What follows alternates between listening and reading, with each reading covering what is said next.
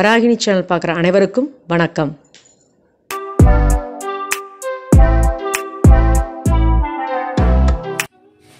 இன்றைக்கி நம்ம பார்க்க போகிற வீடியோ என்ன அப்படின்னு பார்த்தீங்கன்னா, பச்சரிசி அல்வா. அதுக்கு தேவையான பொருள்லாம் பார்க்கலாம். பச்சரிசி 1 கப் எடுத்திருக்கேன். அதே அளவு 1/4 கப், எந்த கப்பில் நம்ம எடுக்கிறோமோ பச்சரிசியை அந்த கப்பில் 1/4 கப் பொட்டுக்கடலை எடுத்துக்கணும். அதே கப் அளவுக்கு நாட்டு சர்க்கரை, ஏலக்காய் 2, குங்குமப்பூ தேவையான அளவு. இதில் பார்த்தீங்க அப்படின்னா முந்திரி, திராட்சை. நான் வந்து ஒயிட் திராட்சையும் போட்டிருக்கேன், பிளாக் திராட்சையும் போட்டிருக்கேன். தேவையான அளவு நெய். அவ்வளோதான். வாங்க வீடியோ கொடுக்கலாம். பச்சரிசியை கழுவிட்டு ஒரு 1/2 அன் ஹவர் ஊற வச்சிடணும்.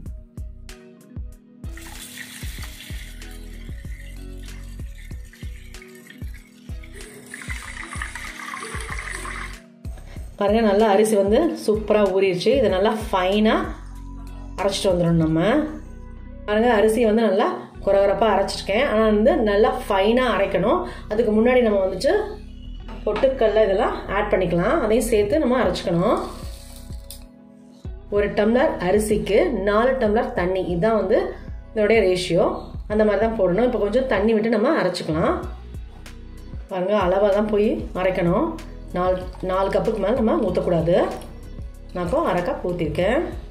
நல்லா அரைச்சிட்டு அப்புறம் மீதி இருக்க தண்ணி நம்ம ஆட் பண்ணிக்கலாம். பாருங்கள், நல்லா நைஸாக சூப்பராக அரைச்சாச்சு, ஜம்முன்னு. இதோட வந்து நாட்டு சக்கரை நம்ம இன்னும் ஒரு 3 கப் தண்ணி ஆட் பண்ணோம். அந்த 3 கப் தண்ணியோட நாட்டு சக்கரை நல்லா மிக்ஸ் பண்ணிவிட்டு வடிகட்டிக்கலாம். அப்படியே ஃபுல்லாக வந்து வானிலை போட்டு வதக்க வேண்டியது தான். பாருங்கள், 1 கப் நாட்டு சக்கரை இதில் ஆட் பண்ணிக்கலாம். இதோட 3 கப் தண்ணியும் ஆட் பண்ணி நல்லா கரைச்சிக்கலாம்.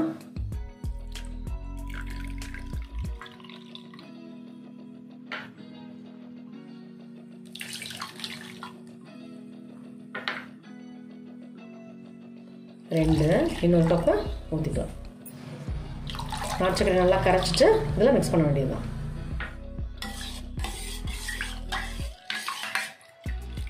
நீங்கள் டேஸ்ட் பார்த்துட்டு கூட கொஞ்சம் நாட்டு சக்கரை பத்தலை அப்படின்னு கூட கொஞ்சம் ஆட் பண்ணிக்கலாம். நீங்கள் கொஞ்சம் ஸ்வீட் ஜாஸ்தி வேணும்னா நீங்கள் ஆட் பண்ணிக்கோங்க. பாருங்கள், கடாய் வந்து சூடாயிடுச்சு. நம்ம 2 ஸ்பூன் நெய் வந்து ஆட் பண்ணிக்கலாம்.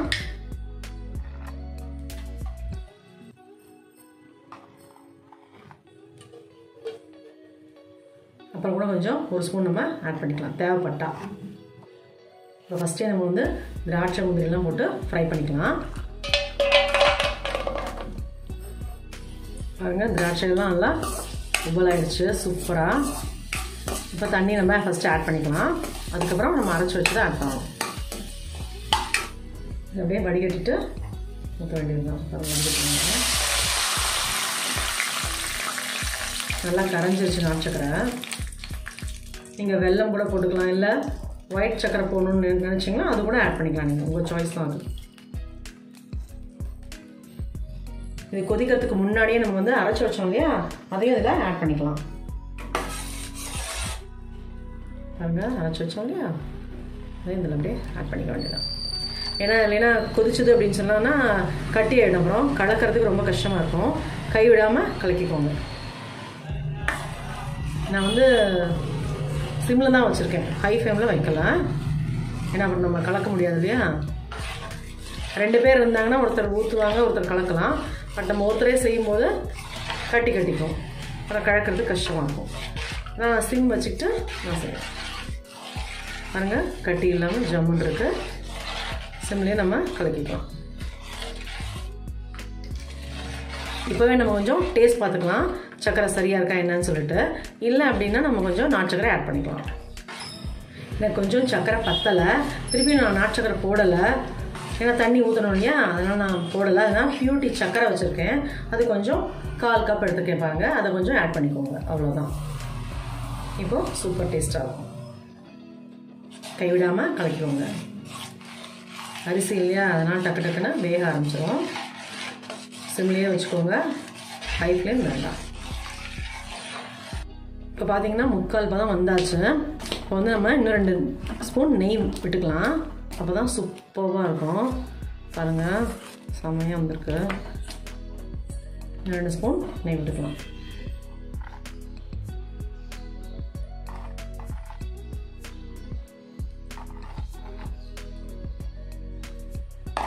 அல்வா இல்லையா, இந்த அப்புறம் நெய் குடிக்க தான் செய்யும். சூப்பராக இருக்குது. இதுக்கப்புறம் நம்ம ஏலக்காய், குங்குமப்பூ இதெல்லாம் ஆட் பண்ணிக்கணும். அப்படியே பார்த்தீங்களா சூப்பராக இருக்குன்னு, அப்படியே ஜம்முன்னு இருக்குது. அரிசியும் பொட்டுக்கல்லும் இருந்தால் போதும், நமக்கு ஸ்வீட் ரெடி. ஒரு 5 நிமிஷம் இருக்கட்டும். பாருங்கள் ரெடி ஆகிடுச்சு. சூப்பராக ஜம்முன்னு ரெடி ஆகிடுச்சு பாருங்கள். சூப்பராக இருக்குது. இதுதான் பக்குவம். போதும். இதை நம்ம ஆஃப் பண்ணிடலாம். ஒரு தட்டத்தில் நெய் தடவி இதை அப்படியே ஆட் பண்ண வேண்டியது தான். நம்ம ஸ்டவ் ஆஃப் பண்ணிடலாம். இந்த மாதிரி ஒரு தட்டை எடுத்துக்கோங்க. இதில் நம்ம நெய் தடவிக்கலாம். கொஞ்சம் இந்த மாதிரி ஒரு தட்டத்தில் நெய்யை ஊற்றி நல்லா அப்ளை பண்ணிக்கணும். ஒட்டாமல் வரும். பாருங்கள் ஏலக்காய் கொஞ்சம் போட்டுக்கலாம்.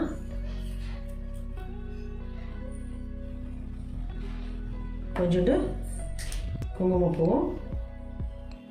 கொஞ்சமாக தான் ஆட் பண்ணணும், நிறையா இல்லை. பாருங்கள் அவ்வளோதான். நல்லா கலக்கிட்டு தட்டத்தில் ஊற்றிக்கலாம்.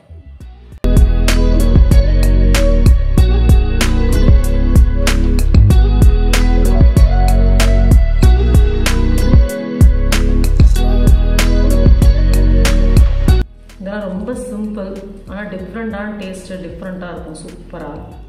ஏன்னா பொட்டுக்கல்லை பார்த்தீங்கன்னா சட்னி தான், அதை தவிர அதுக்கப்புறம் பொட்டுக்கல்லை நம்ம எதுலையும் சேர்க்கறது கூட கிடையாது. இல்லை அப்படின்னா முறுக்கில் சேர்ப்போம். இந்த மாதிரிலாம் நம்ம சேர்க்கறது இல்லை இல்லையா. இந்த மாதிரிலாம் டிஃப்ரெண்ட்டாக இருந்தால் சாப்பிட்றதுக்கு குழந்தைங்க இஷ்டமாக சாப்பிடுவாங்க. இது கொஞ்சம் சூடு ஆறட்டும்.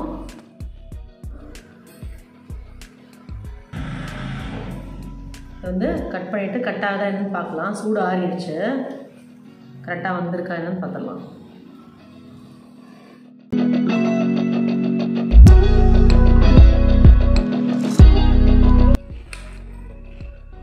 இதில் குங்குமப்பூலாம் ஆட் பண்ணனால செம்மையாக இருக்குது. சூப்பராக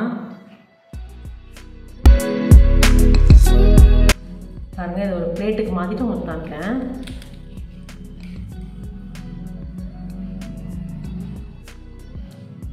வா சூப்பராக வந்துருக்கு. எவ்வளோ பாஞ்ச் மாதிரி இருக்குவாங்க, ஜம்முன்னு இருக்குது.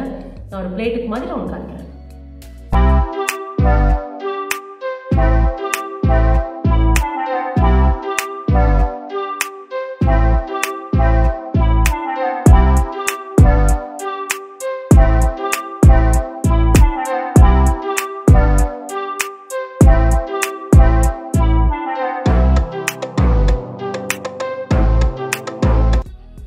பச்சரிசி அல்வா சூப்பராக ரெடி ஆச்சு, ஜம்முன்னு வந்திருக்கு. நீங்களும் இதே மாதிரி வீட்டில் ட்ரை பண்ணி பாருங்கள். இந்த மாதிரி டிஃப்ரெண்ட்டான டிஷ்ஷஸ்லாம் பார்க்கணும்னு நினச்சிங்கன்னா என்னோடய சேனலை சப்ஸ்கிரைப் பண்ணுங்கள். மறக்காமல் பெல் ஐக்கானை கிளிக் பண்ணிடுங்க. டெய்லி என்னோடய வீடியோ 2:15 வரும். மறக்காமல் பாருங்கள். Good food good life. Thank you. இந்த வராகினி சேனலை பார்க்குற நீங்கள் ஷேர் பண்ணுங்கள், லைக் பண்ணுங்கள், சப்ஸ்கிரைப் பண்ணுங்கள். மறக்காமல் பெல் ஐக்கானை கிளிக் பண்ணிடுங்க. இந்த ப்ரோக்ராமை இன்ஸ்டாகிராம்லேயும் டெலகிராம்லேயும் ஃபாலோ பண்ணுங்கள். தேங்க்யூ.